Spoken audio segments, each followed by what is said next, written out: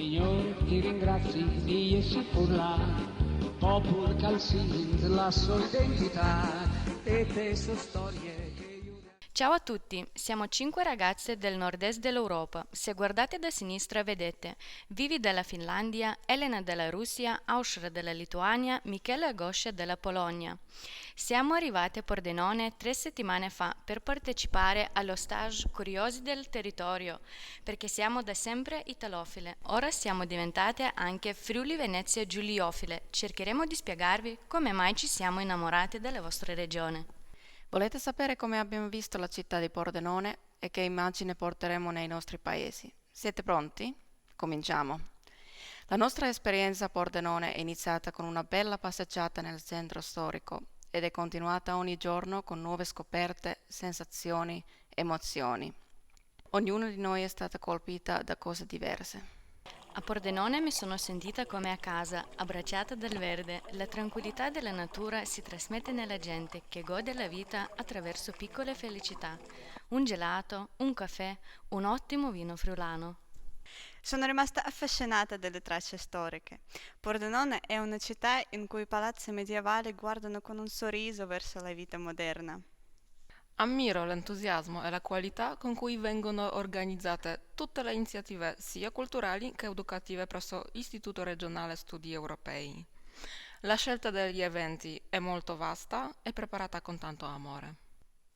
Per me l'evento più interessante è stato Pordenone Legge, dove ho potuto ascoltare e incontrare autori famosi, Roberto Saviano, Claudio Magris e lo scrittore polacco Adam Zagajewski. Ci tornerò volentieri l'anno prossimo, anche con i miei amici. Le persone che ho incontrato si dedicano con cuore a quello che fanno e il loro impegno è visibile, apprezzabile e ispiratore per noi. Conoscere un territorio non è solo visitarlo, ma anche parlare con gli esperti e con chi ci vive e lavora.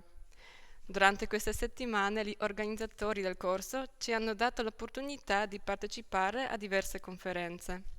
Abbiamo assistito alle discussioni che riguardavano la situazione del settore turistico friulano, le condizioni economiche della regione e le nuove coordinate economiche del mondo. Veniamo da tanti paesi diversi, perciò ognuno di noi ha arricchito le discussioni con punti di vista diversi. Ci siete? Ci state seguendo? Allora andiamo avanti. Sono storie che aiuta a capire che in tutto il mondo si tante prese valore stato che vita e lavoro, la comunità, un esempio e l'amore. In queste settimane abbiamo anche potuto affrontare il mondo lavorativo italiano, abbiamo cercato di capire quali sono i punti comuni e quali sono le differenze tra i nostri paesi e l'Italia. Le nostre esperienze presso ristoranti, banche, aziende, stabilimenti ci hanno confermato quanto è importante scambiarsi le idee. Insieme si è più forti. Nella regione Friuli Venezia Giulia c'è tutto. Il mare, le montagne, le colline, le pianure, il verde. Ognuna delle città che abbiamo visitato ha delle caratteristiche diverse e ci ha lasciato dei ricordi indimenticabili.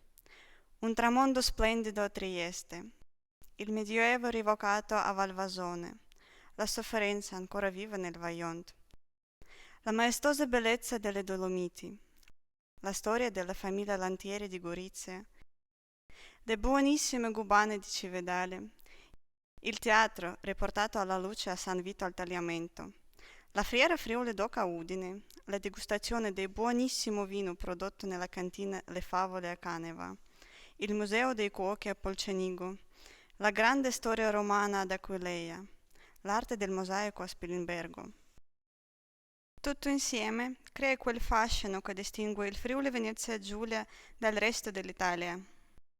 Ah, che da! Sei riposina, Civiltà, di onde di impegno in te società.